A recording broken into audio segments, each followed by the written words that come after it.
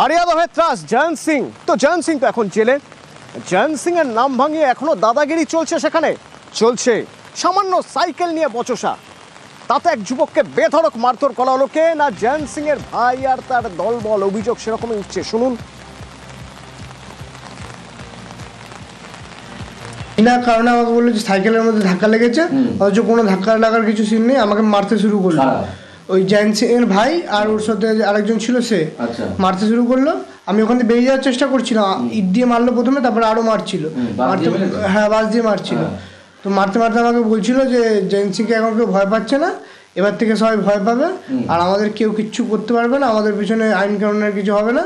আমার পিছনে রাজু ঘোষ আছে, প্রমোটার বলছিল, বড় প্রমোটার রাজু ঘোষ আছে। তো এই বলতে মারতে মারতে যখন লোক জড়ো হয়েছে তখন পালিয়ে গেছে আমাকে ওই অবস্থায়। সুবীর রয়েছে সরাসরি আমার সঙ্গে। সুবীর, জয়ন্ত সিং জেলে, কিন্তু জয়ন্ত সিং এর মারধরের কালচার এখনো পর্যন্ত রয়ে গেছে এই এলাকায়, কিভাবে?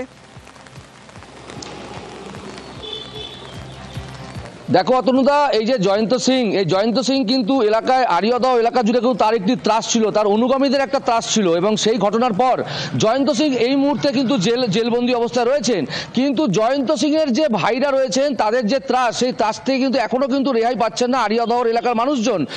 মূলত কামারহাটি পৌরসভার 10 নম্বর ওয়ার্ডের পাটবাড়ি এলাকা, সেখানে সাইকেল নিয়ে বচসা হয় এবং সাইকেল নিয়ে ধাক্কা লাগে, এবং সেই জায়গা থেকে জিৎ দাস নামে যার সঙ্গে ধাক্কা লাগে, সেই জায়গা থেকে এই যে শুভম সিং, যে জয়ন্ত সিং এর খুড়তুতো ভাই, এই জায়গা থেকে কিন্তু সে এবং তার অনুগামীরা সেই জিৎ দাসকে সেখানে আটকায়। এবং তখন জিৎ দাস যখন বলে যে আমার ভুল হয়ে গেছে, আমাকে ছেড়ে দাও, তখন তাকে সেখানে আটকে রেখে জিৎ দাসকে প্রথমে ইট দিয়ে মারা হয়, তারপর কিন্তু বাস দিয়ে বেধড়ক মারধর করা হয়, এবং মারধর করার পর সেখান থেকে কিন্তু তারা সেখান থেকে পালিয়ে যায়। এবং মারধরের পর 15 মিনিট এই যে আক্রান্ত যুবক জিৎ দাস, সে 15 মিনিট ওখানে কিন্তু অচেতন অবস্থায় পড়েছিল।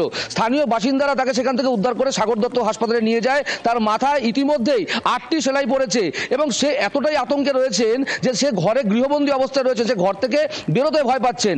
কারণ এই যে জয়ন্ত সিং এর পরিবারের, অর্থাৎ জয়ন্ত সিং এর যে ভাইয়ের এবং তার অনুগামীদের যে এই ধরনের যে আক্রমণ, এই ঘটনায় কিন্তু যথেষ্ট আতঙ্কে রয়েছেন আরিয়াদহের মানুষজন। এবং এই যে ঘটনা, অর্থাৎ এই যে অভিযুক্ত শুভম সিং এবং তার অনুগামীদের নামে ইতিমধ্যেই দক্ষিণেশ্বর থানায় অভিযোগ দায়ের করা হয়েছে আক্রান্ত যুবকের পরিবারের তরফ থেকে। কিন্তু এখনো পর্যন্ত এই অভিযুক্তদের কিন্তু পুলিশ ধরতে পারেনি। তাদের খোঁজে বিভিন্ন জায়গায় তল্লাশি চালাচ্ছে দক্ষিণেশ্বর থানার আধিকারিকেরা। কিন্তু এই যে জয়ন্ত সিং এর পরিবার, অর্থাৎ জয়ন্ত সিং এর ভাইদের যে দাপট এবং যে মারধরের ঘটনা, এই ঘটনায় কিন্তু এখনো পর্যন্ত কিন্তু জেলবন্দি হলেও এখনো পর্যন্ত কিন্তু আতঙ্কে রয়েছেন আরিয়াদহের মানুষজন। ধন্যবাদ। ও সাইকেল নিয়ে সন্ধ্যাবেলা একটু ঘুরতে বেরিয়েছিল, ওখানে যে বন্ধুদের সাথে কথা বলছিল, সাইকেলে নাকি গুঁতো লেগেছে, এই ছুতোনায় ওকে মেরেছিল, ওখানে পড়েই ছিল। ইট দিয়ে মেরেছে ওরা বলছে, ইট দিয়ে মেরে মাথা ফাটিয়ে দিয়েছে জয়ন্তের ভাইরা। আচ্ছা, আমি চিনি না, কিন্তু ওরা দেখেছে তো, ওরাই বলছে, আমি তো দেখিনি। হ্যাঁ, পানি মেরে ফেলতো। খুব অবস্থা খারাপ ছিল, 10-15 মিনিট ওখানে পড়েই ছিল। তারপরে বন্ধুরা ধরে নিয়ে গেছে, আমরা তারপরে হাসপাতালে গেছি।